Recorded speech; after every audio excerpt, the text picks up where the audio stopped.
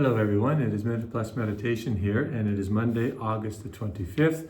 It's the feast of St. Joseph Calasanz and also St. Louis.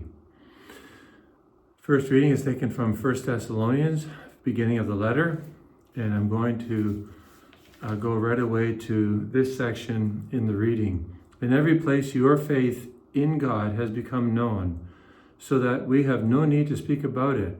It's a pretty high compliment for St. Paul to do this. For the people of those regions report about us what kind of welcome we had among you, and how you turned to God from idols to serve the living and true God, and to wait for his Son from heaven, whom he raised from the dead, Jesus, who rescues us from the wrath that is coming. This is something we should want said about us. Even if you're a baptized Catholic, baptized from birth, as I am, we should be seeking for a deeper conversion every day of our life and praying for it. Praying for this conversion, Lord, convert my heart today.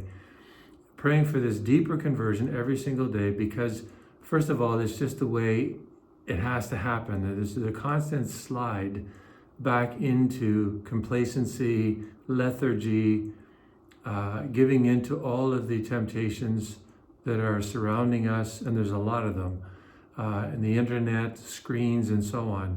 So we need to pray for this every single day.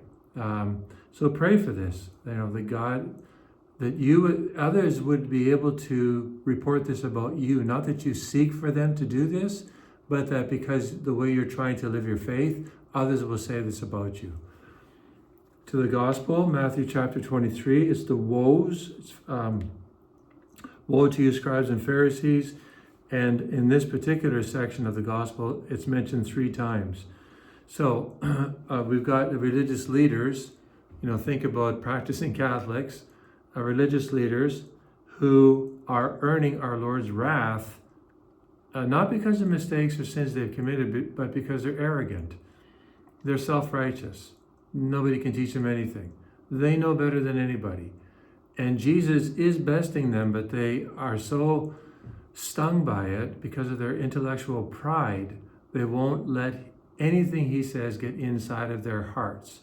There are exceptions, but for the most part, this is the way it is.